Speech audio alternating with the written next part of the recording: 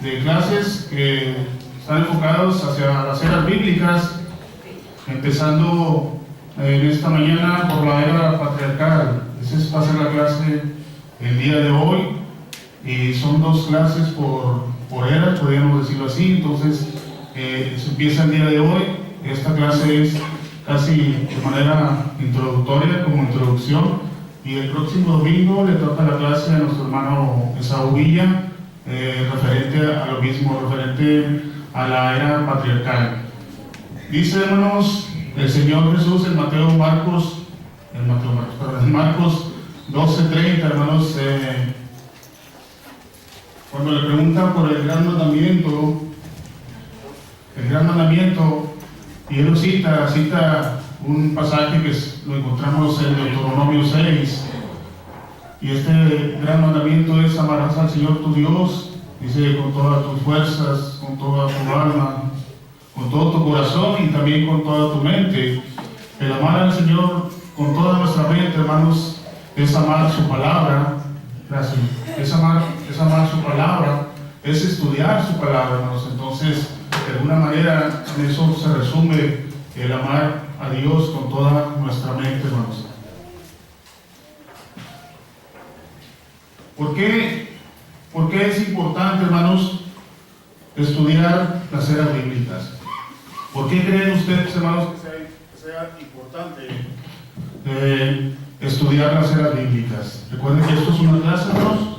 Podemos hablar.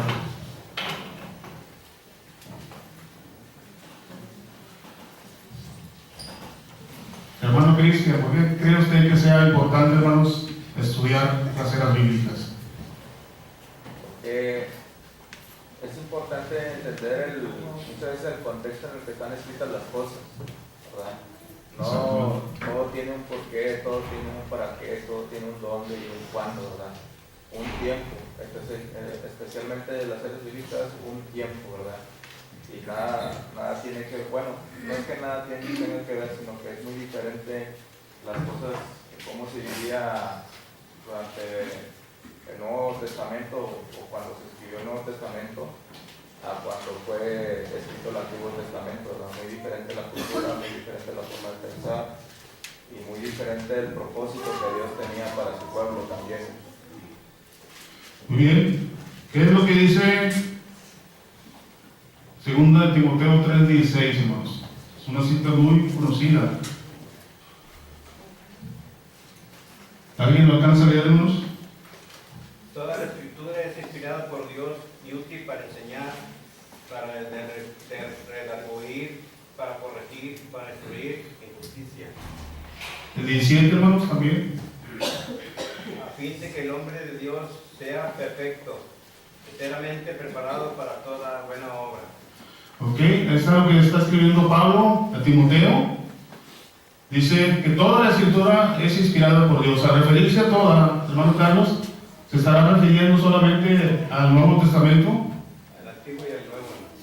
Al referirse a toda, está haciendo referencia a toda la escritura de Dios, hermanos. Y lo está diciendo Pablo, o le está diciendo al joven Timoteo, que toda la escritura es inspirada por Dios y es útil. Es útil para enseñar. Si usted ve el contexto de esto, de que lo está escribiendo Pablo a Timoteo, versículos anteriores a este, habla acerca de Moisés, y Moisés perteneció a la era patriarcal. Entonces, ahí está un ejemplo de que toda la escritura es inspirada por Dios. A lo mejor algunos están preguntando, ¿Moisés perteneció a la era patriarcal? Ahorita lo vemos, hermano. Precisamente, por ejemplo, hoy en la mañana, para los que les gusta escuchar el radio, el 11:40, el programa de A Solas con Jesús, estaba el hermano Manuel Castillo, y precisamente estaba hablando de eso. ¿Alguien escuchó esta predicación por la mañana, hermanos? Aquellos que les gusta escuchar por la radio. Y precisamente el hermano estaba haciendo referencia a Romanos 4, estaba hablando acerca de la justicia de Dios. Y para que los oyentes pudieran entender acerca de esto, el hermano citó mucho del Antiguo Testamento. esta Horacio, que no me va a permitir, habló acerca de Abraham, ¿sí? Entonces, el título era, si mal no recuerdo, todos somos hijos, ¿cómo era el título? Abraham, padre de todos. Ese era el título de la predicación. Entonces, a lo que voy es que el hermano Manuel tuvo que recurrir al Antiguo Testamento para poder dar a entender algo. Y eso es lo que pasa. Por ejemplo, en Romanos 15, al 4:9, es lo que decía nuestro hermano Cristian, que las escrituras están ligadas una con la otra. Pablo empieza hablando acerca de las cosas que se escribieron, dice, antes para nuestra enseñanza. Esas cosas de antes está hablando del Antiguo Testamento. Romanos 15, 4-9. Porque las cosas que se escribieron antes para nuestra enseñanza se escribieron, a fin de que por la paciencia y la consolación de las escrituras tengamos esperanza. Pero el Dios de la paciencia y de la consolación os dé entre vosotros un mismo sentir según Cristo Jesús, para que unánimes a una voz glorifiquéis al Dios y Padre nuestro de nuestro Señor Jesucristo. Entonces ahí Pablo está utilizando las escrituras antiguas para hacer entender a las personas que las promesas hechas a los patriarcas, en este caso, se cumplen en Cristo. Para eso nos sirve, hermanos, para eso son útiles las eras bíblicas. Otro ejemplo, hermanos, Pablo y los apóstoles también utilizaron, los demás apóstoles, escritores bíblicos, utilizaron esto. Por ejemplo, si va a Romanos 9, 1-17, ahí Pablo empieza a explicar, y todas esas cosas que vemos ahí, hermanos, estas las que están escritas ahí en la diapositiva, a lo largo y ancho de ese pasaje vamos a encontrar que Pablo habla de los patriarcas, que Pablo habla de Abraham, que Pablo habla de Isaac, de Sara, de Rebeca, de Jacob, de Saúl, hasta de Faraón y de Moisés. Entonces, para eso son las escrituras. Y es lo que dice Pablo en 2 Timoteo: toda la escritura es útil para enseñar, ¿sí? Y aquí se está demostrando esto. Entonces también, hermanos, si vemos ese pasaje de Hechos 7, desde el 1 al 60, obviamente no lo vamos a leer todo, nos llevaría mucho tiempo. Ahí está hablando de Esteban, hermano. ¿Sí se acuerda de Esteban? Que fue nombrado diácono en Hechos 6, y que era un hombre con mucho conocimiento, más que diácono debería ser anciano o otra cosa más, porque en este pasaje, hermanos, cuando lo querían enjuiciar para matarlo, él se empieza a hablar, y les empieza a hablar desde Abraham, y pasa por las 3 eras bíblicas. Por ejemplo, en el versículo 9 cita a los patriarcas. Ahí por el versículo 38 habla de la ley de Moisés, y hasta el 52 está hablando de Cristo. Entonces ahí volvemos a ver que toda la escritura es útil para enseñar. Y creo yo, hermanos, que todos los libros del Nuevo Testamento menciona algo del Antiguo Testamento. ¿Por qué? Porque están ligadas las escrituras unas con las otras. Y para poder entenderlo, hermanos, nosotros necesitamos estudiar todas las eras bíblicas. No nos podemos casar simplemente con decir, yo solamente voy a leer el Nuevo Testamento. Si pensamos así, hermanos, difícilmente vamos a poder comprender las escrituras, hermanos. Hermano Horacio, ahí está el hermano. Otra de las cosas, hermanos, ¿por qué son importantes las Sagradas Escrituras? Es para demostrar la verdad y refutar doctrinas equivocadas o enseñanzas que están mal. La Biblia, hermanos, no está acomodada de una manera cronológicamente, sino que está acomodada de diferente forma. Hay libros que se escribieron primeros que otros, etcétera, etcétera, etcétera. Entonces, a veces eso da pie a falsas enseñanzas. Por ejemplo, que dice Hechos 16:31, alguien que lo pueda leernos, vaya al libro de los Hechos, en el versículo 16 y versículo 31. Si alguien lo tiene, hermano, lo puede leer. Ellos dijeron: cree en el Señor Jesucristo y serás salvo tú y tu casa. ¿Sí? Hay algunas sectas, hermanos, que enseñan esto, que con solamente creer las personas pueden ser salvas, y así lo enseñan, y hasta te dicen: haga una oración de fe y entonces ya va a ser salvo, y a veces basan su doctrina en esto, ¿sí? ¿Y cómo podemos refutar esto, hermanos?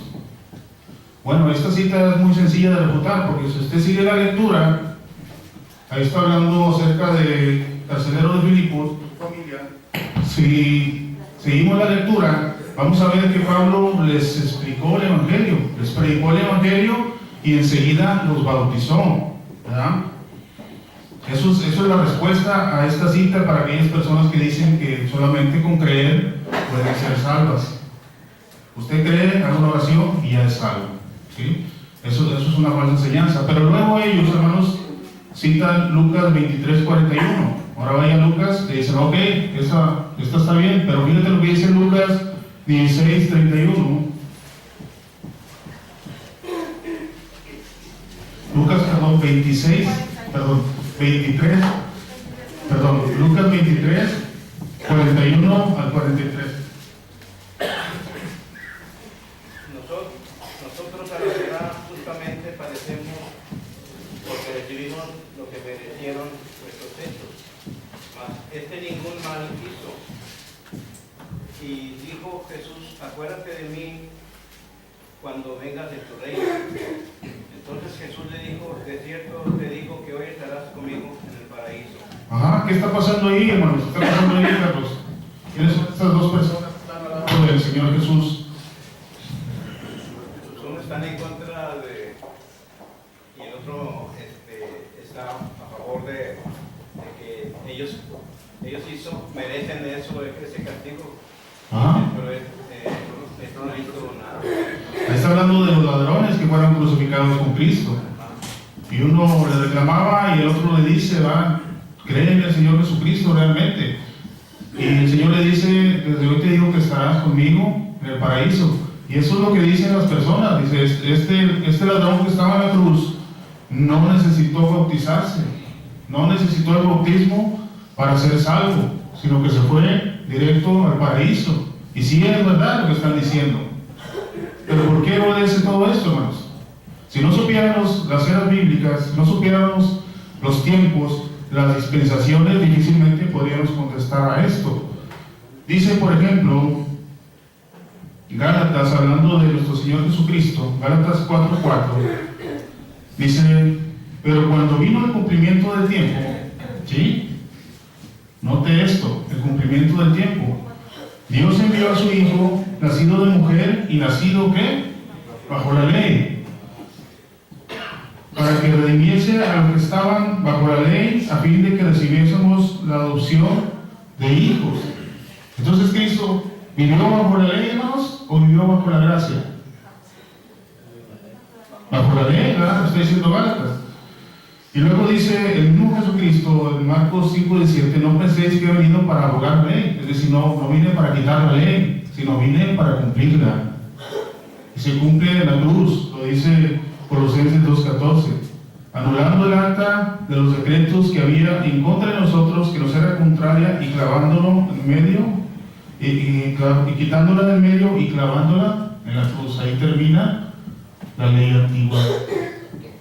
Entonces el Señor Jesús, cuando le dice eso a este ladrón, que desde hoy estarás conmigo en el paraíso, todavía no había dado la orden de ir por todo el mundo, predicar el Evangelio, y que los bautizaron en el nombre del Padre, del Hijo y del Espíritu Santo. Entonces, por eso, hermanos, de alguna manera es importante estudiar las eras bíblicas. No podemos casarnos con la idea de que solamente podemos estudiar el Nuevo Testamento y quedarnos con eso, sino toda la Escritura está ligada una con la otra, hermanos. Es por eso de ahí la importancia de estar viendo las eras bíblicas, hermanos. Otra cosa, ¿qué son las eras bíblicas? Bueno, las eras bíblicas, hermanos, son periodos de tiempo que se caracterizan por presentar formas de vida o culturas diferentes en comparación unas de otras. Por ejemplo, los que nacimos en los 70s y nuestra juventud lo vivimos en los 80s, se nos dice que somos la generación X, ¿verdad?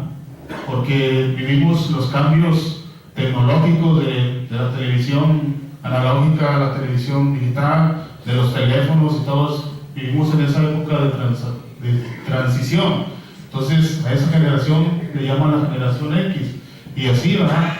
Hoy están los millennials, o yo no sé si todavía sean millennials, o ya se les llame de otra manera, pero así es como la gente, el mundo va clasificando el tiempo para poder entender mejor las cosas. Por ejemplo, la paleontología, si se acuerdan cuando estaba en la escuela, cuando estaba en la secundaria, hermanos, dice la paleontología, dice que el hombre ha dividido en 4 periodos de tiempo la evolución geológica para poder estudiar ordenadamente la evolución. Por ejemplo, las eras precámbrica, la paleozoica, mesozoica y cenozoica. Eso si recuerda usted, hermano, en la secundaria, así dividían las cosas para poder entenderla mejor. Y decían que en la era precámbrica apareció estas cosas, según ellos, ¿verdad? No estoy diciendo que así sea, es un ejemplo que les estoy dando de cómo el hombre ha dividido las eras. La paleozoica apareció el hombre, etcétera, etcétera, ¿verdad? Entonces, es una forma de estudiar el tiempo, ¿sí? ¿Preguntas hasta aquí, hermanos? En el orden bíblico, hermanos, no es diferente. La Biblia tiene muchos espacios de tiempo, de tiempo diferentes unos de los otros, y el hombre, los que estudian la Biblia, les ha puesto nombre a estos espacios de tiempo, de acuerdo a las características, ¿sí? Hay gente que lo divide en muchos espacios de tiempo, hay otros que lo dividen en menos espacios de tiempo. Por ejemplo, aquí algunas personas dividen hasta en 17 periodos de tiempo, ¿sí? Por ejemplo, antes del diluvio, o el antediluviano que le llaman, ¿verdad? Es un ejemplo que le estoy dando de cómo va dividido la Biblia. Y luego ponen el diluvio, y luego dice la dispersión de la gente, ¿sí? ¿Cuál sería esa era, hermanos? La Torre de Babel, ¿verdad?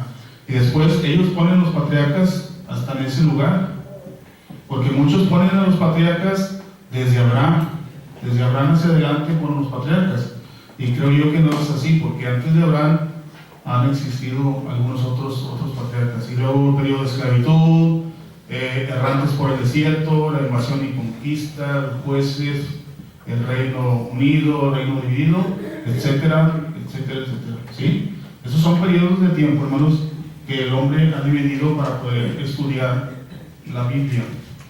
Y sí es útil también a veces de esa manera, porque te vas de periodo en periodo y vas estudiando la palabra de Dios. Nosotros solamente la hemos dividido en 3, que creemos que son las más importantes: la era patriarcal, la era mosaica y la era cristiana, hermanos. Existen estas dispensaciones, hermanos, dentro de la Biblia. Vean lo que dice Efesios 1, 4 al 10, hermanos. Efesios, carta de Pablo a los Efesios, capítulo 1, versículos 4 al 10. Según nos escogió en él antes de la fundación del mundo, para que fuésemos santos y sin mancha delante de él, en amor, habiéndonos predestinado para ser adoptados hijos suyos por medio de Jesucristo, según el puro afecto de su voluntad, para alabanza de la gloria de su gracia, para la cual nos hizo aceptos en el amado, en quien tenemos redención por su sangre, el perdón de pecados según las riquezas de su gracia. Hasta el 10, hermano. Que hizo sobreabundar para con nosotros en toda sabiduría e inteligencia, dándonos a conocer el misterio de su voluntad según su beneplácito, el cual se había propuesto en sí mismo, de reunir a todas las cosas en Cristo, en la dispensación del cumplimiento cumplimiento de los tiempos, así las que están en los cielos como las que están en la tierra. ¿De qué está hablando ahí, hermanos Pablo? Está hablando de los tiempos. Habla de antes de la fundación del mundo. Y luego termina diciendo en el versículo 10 que Dios ha reunido todas las cosas en Cristo. Y utiliza esta palabra, dispensación. Pablo utiliza esta palabra. ¿Qué significa la palabra dispensación? Bueno, hermanos, la palabra dispensación es sacada del griego que se llama, o que es, oikonomía. Esa es la palabra griega donde he sacado esa palabra dispensación. ¿A qué le suena esa palabra, hermanos? Oikonomía. ¿O qué palabra se le parece al español a esa palabra? Oikonomía. ¿Hermano Cristian? La economía, eso es lo que significa básicamente. Entonces, básicamente es una administración, hermanos. Es un orden de Dios para los tiempos. Eso significa dispensación. También es una comisión. También entra en ese término la palabra economía como una comisión, algo a cumplir. Eso es lo que significa la palabra economía. Entonces, ¿existen los tiempos bíblicos dentro de la Biblia? Sí, sí existe. Y aquí estamos viendo que es Dios el que los ordena. Esa misma palabra, economía, denle vuelta a la hoja de su Biblia, la encontramos en Efesios 3:2. Dice Pablo, si es que habéis oído de la administración. Esa es la misma palabra que la otra. ¿Sí? ¿De la administración de qué? De la gracia de Dios que nos fue dada a nosotros. ¿Sí? ¿Cuándo? Cuando se cumplió el tiempo. Hechos, hermanos, vaya ahora a Hechos 17:26.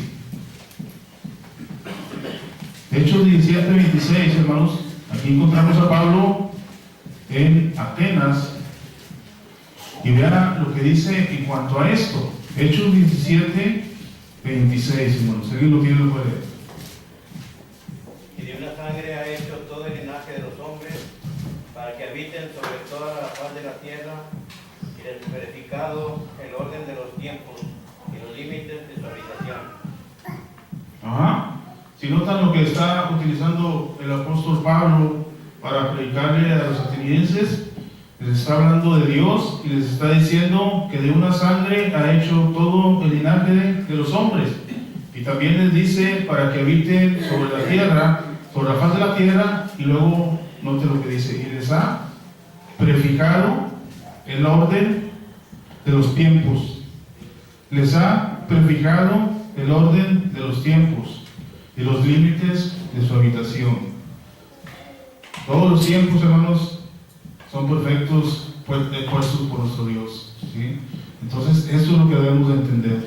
Y todo, hermanos, todo se va cumpliendo conforme Dios lo vaya requiriendo. Conforme vaya llegando el tiempo, ténganlo por seguro que todo se va a cumplir. Y dice en Efesios de reunir todas las cosas en Cristo Jesús. Entonces, todo, hermanos, se va cumpliendo en Cristo Jesús.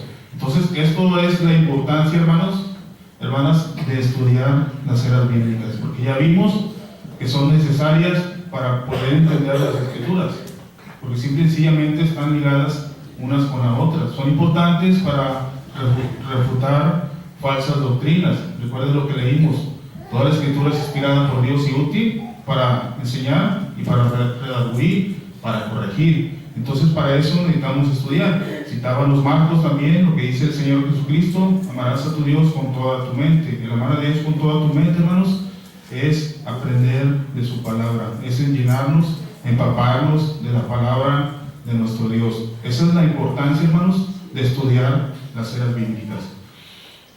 La era patriarcal.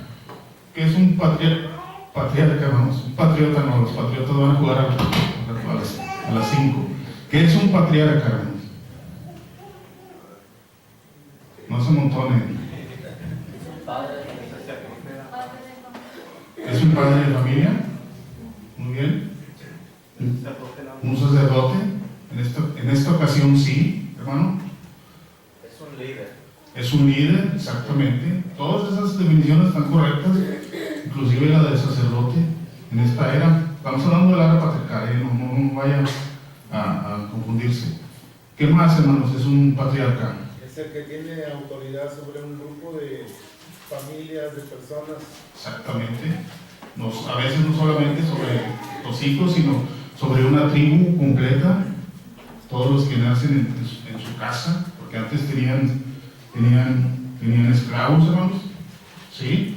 Todo eso es correcto, hermanos. Un patriarca es un progenitor, es un padre, es un líder, es un jefe, es un gobernante también. Y incluimos lo que dijo Carlos también. No lo está apuntado ahí, pero más adelante lo íbamos a ver. También, hermanos, por lo cual a esta era la podríamos llamar como la era del gobierno de los padres. También se puede llamar de esa manera. Gran parte de esta era, hermanos, los patriarcas con sus familias eran errantes, es decir, eran casi nómadas, ¿sí, hermano? También era el protector de ellos, o sea, él que estaba protegiendo la tribu o los grupos de familias y los dirigía, los llevaba. Sí, también podemos decir que era hasta un juez, también fungía como juez en ese entonces, hermanos. Entonces,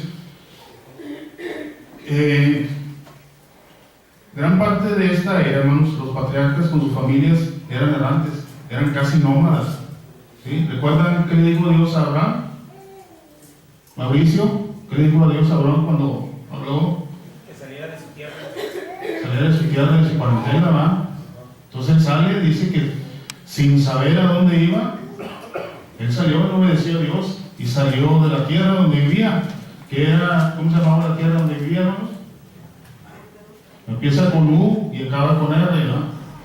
Se llamaba Ur de los Caldeos, ¿sí? Entonces, si vemos este mapa, hermanos, que lo que se conoce como la media luna fértil, que era una tierra muy fértil, ahí vamos a ver algunos de los patriarcas, por ejemplo, Abraham, Isaac, Jacob. Esos eran todo lo que anduvieron caminando, hermanos, todo lo que anduvieron errantes por esa tierra, hasta el caso de Abraham, hasta llegar a la tierra de Canaán. Y volvamos a Hechos 7.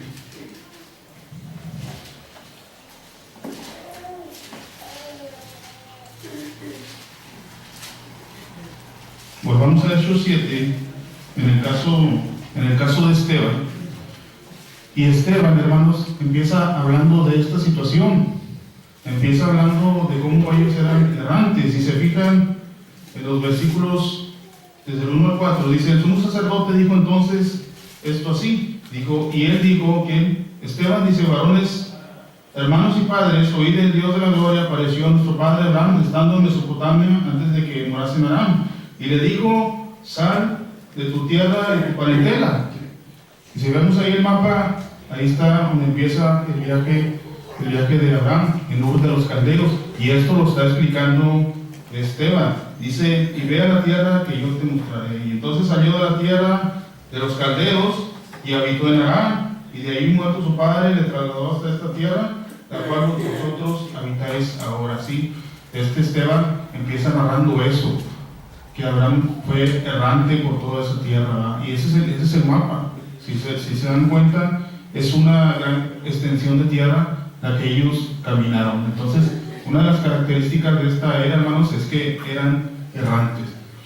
Y de alguna manera, no solamente de esta era, también dentro de la era mosaica, ya con el pueblo de Israel, con la tribu de Israel, cuánto tiempo anduvieron vagando por el desierto. ¿Alguien se acuerda cuánto fue? 40 años. El cristiano, hermano, será también errante. ¿Qué dice Filipenses 3:20? ¿De memoria? No es Filipenses 3:20, no, me equivoqué.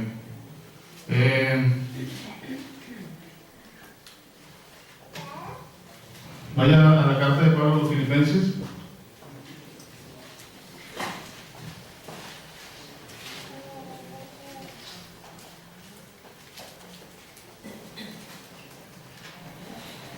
Sí, creo que sí es esa cita. Filipenses 3:20, hermanos, si alguien lo tiene, lo puede leer. Mas nuestra ciudadanía está en los cielos, de donde también esperamos al Salvador, al Señor Jesucristo. Ajá, entonces el cristiano, hermanos, de alguna manera es peregrino también sobre esta tierra. Aunque tengamos nuestra casa, aunque tengamos donde vivir, de alguna manera debemos de comportarnos peregrinos. Y Pedro, me parece que es Pedro el que escribe que nosotros debemos de mantener nuestra manera de vivir en esta tierra con temor y temblor, y luego añade todo el tiempo de nuestra peregrinación. Entonces nosotros pertenecemos al cielo, dice Filipenses 3:20, que nuestra ciudadanía está en los cielos, de donde esperamos al Salvador. Entonces, hermanos, usted de alguna manera es un embajador en esta tierra. Usted de alguna manera, hermanos, es la luz de esta tierra, hermanos. Entonces, eso es lo que debemos de ser. Un embajador anuncia a Cristo, hermano. Preguntas es aquí, hermanos. Ok. ¿Por qué era patriarcal? Por lo que dijimos, porque Dios habló directamente a los padres. Esa era la manera en que Dios se comunicaba. Y, por ejemplo, a Noé, cuando antes del diluvio, Génesis 7:1, Abraham en Génesis 12:1, lo que decía nuestro hermano Mauricio, cuando Dios le dice que salga de su tierra, de su parentela, Isaac, Jacob, etcétera, etcétera. Y ahora sí vamos a ver las características de un patriarca, lo que decíamos, lo que estábamos hablando hace rato.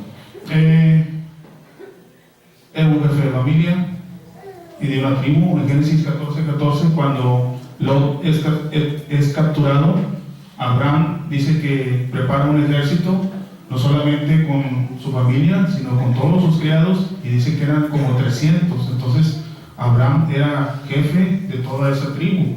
Como sacerdote, lo que decía nuestro hermano Carlos, vemos a Job 1:5, donde él está ofreciendo sacrificios a Dios por sus hijos.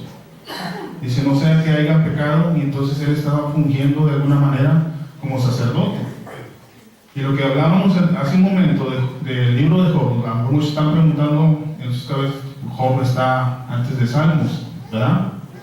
Y eso es lo que comentábamos en un principio, y por eso es importante leer las Biblias. Entonces, si Job perteneciera a la era mosaica, no podría ofrecer estos sacrificios. Entonces, Job pertenece a la era patriarcal, ¿no lo dicen? De hecho, se cree que Job es el libro más antiguo. Es el libro más antiguo que el Pentateuco.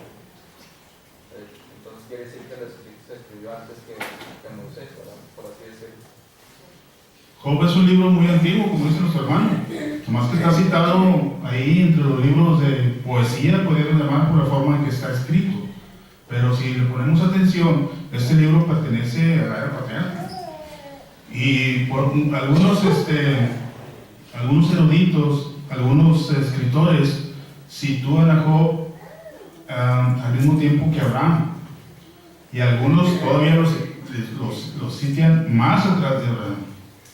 Porque creo que por ahí hay un capítulo donde habla acerca del diluvio. Inclusive habla acerca de los dinosaurios también. La palabra de dinosaurios la empezó a salir como el año 1500, 1800. Por eso no la va a encontrar en la Biblia. Entonces, por esa razón se cree que Job es un libro muy antiguo. ¿Quién lo escribió? Pues muchos dicen que Moisés. Muchos dicen que citan a muchos, pero no hay ninguna certeza de quién lo haya escrito. Entonces, hermanos, Job pertenece a esta era patriarcal, hermanos, todavía. ¿Dudas de esto, hermanos?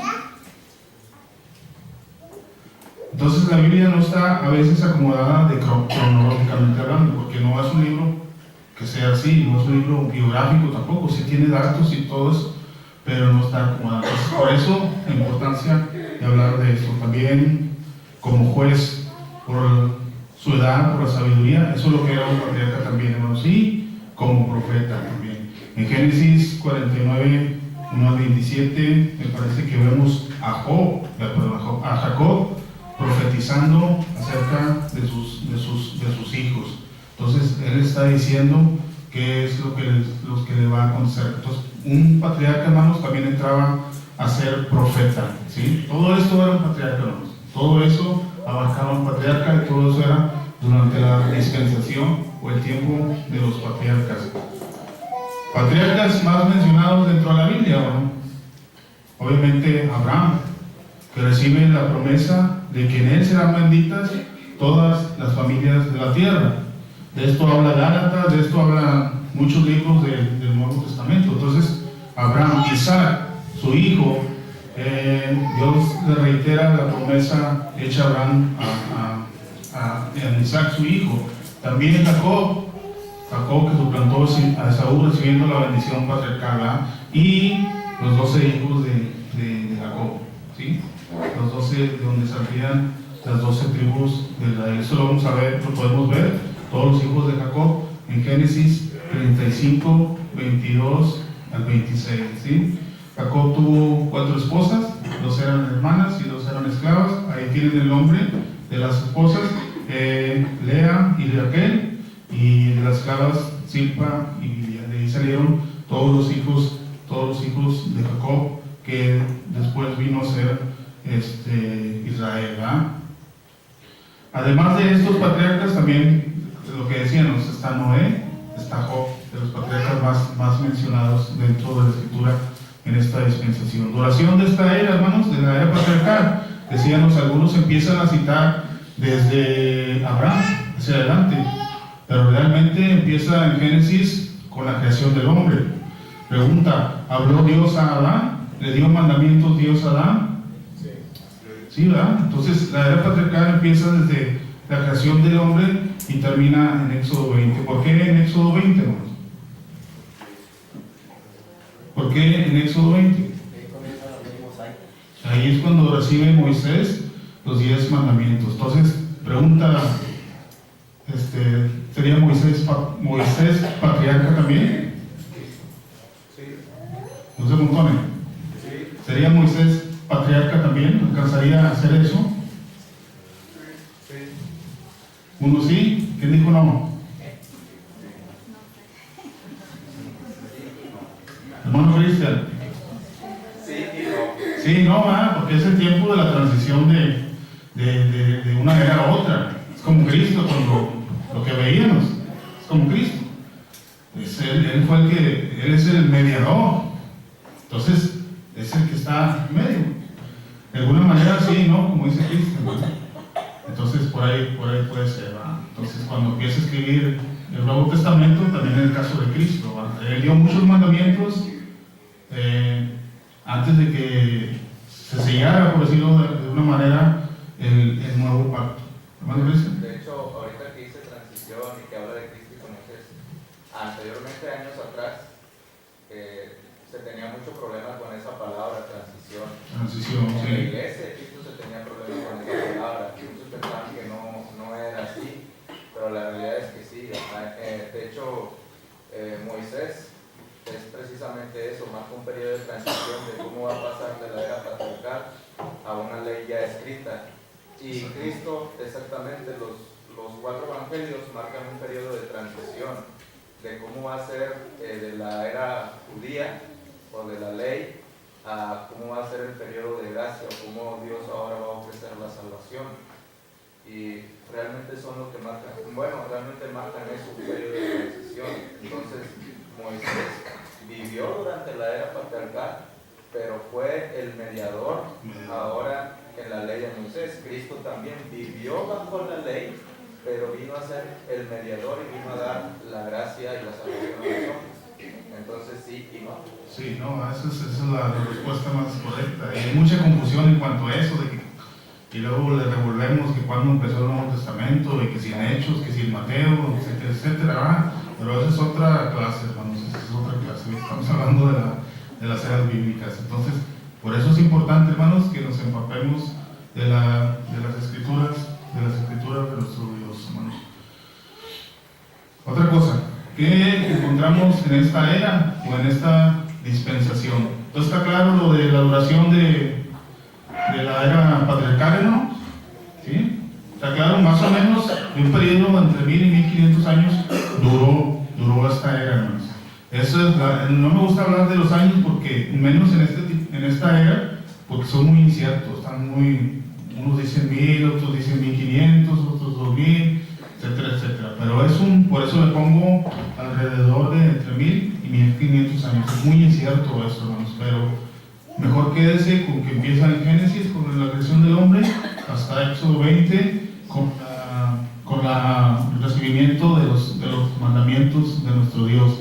Y lo que decía Cristian es importante. En esta era patriarcal no se tienen los mandamientos escritos, no hay registro de que se tengan los mandamientos escritos. Están escritos en la Biblia, pero no como la ley de Moisés, que están escritos en tablas, ¿verdad? Y nosotros cristianos los tenemos escritos en el corazón, ¿sí? O deberíamos de tenerlos escritos en nuestro corazón. ¿Qué encontramos en esta era patriarcal? Voy a estar mencionando, ahí está una pequeña gráfica que encontré por ahí en internet, hermanos, para ilustrar qué fue lo que pasó en toda esta era. Lo voy a decir de manera muy rápida. Encontramos el periodo antediluviano, que es obviamente antes del diluvio. En este periodo abarca desde el principio de la creación del universo, el orden de Dios para las cosas. Recuerden que la tierra estaba vacía y desordenada, Dios la ordena. Encontramos, hermanos, la creación de la humanidad, obviamente, la creación de la mujer, la creación del matrimonio, hermanos. Esto es importante. En esta etapa de inocencia, algunos le llaman en este corto periodo, el periodo de la inocencia, porque hasta ahí no había pecado. Y dentro de esa inocencia, hermanos, o dentro de esa, ¿cómo le podemos llamar? Fue creado el matrimonio, ¿sí? El matrimonio creado por Dios en ese momento, en ese periodo de inocencia se creó, ¿sí? Esto lo digo porque hay los países, las leyes, las iglesias hacen lo que quieren con el matrimonio, ¿sí? Entonces la Biblia ahí enseña que el matrimonio fue instituido por Dios, no por los hombres como tal. Debemos de respetarlo. También, hermanos, obviamente es el principio del pecado, ¿sí? Es cuando el pecado entra en el mundo. El pecado es mucho en la tierra. En Génesis 6, antes del diluvio, también encontramos el diluvio, a Noé y su familia, que por gracia fueron salvos, él y sus ocho personas. El periodo que llovió por 40 días y 40 noches, duró más o menos por ahí toda la inundación un año. La descendencia de Noé, dice en Génesis 9:19, dice que de la descendencia de Noé fue llena toda la tierra otra vez, nuevamente. La muerte de Noé, que vivió 950 años, hermanos, y así hasta llegar a la Torre de Babel, ¿sí? Donde fueron dispersas las personas, confundiendo sus lenguas, y de ahí se dice que nacieron los idiomas. Llegamos hasta Abraham. Dios llama a Abraham, Dios le cambia el nombre a Abraham, que era padre enaltecido, se lo cambia por Abraham, que significa padre de muchedumbre, ¿verdad?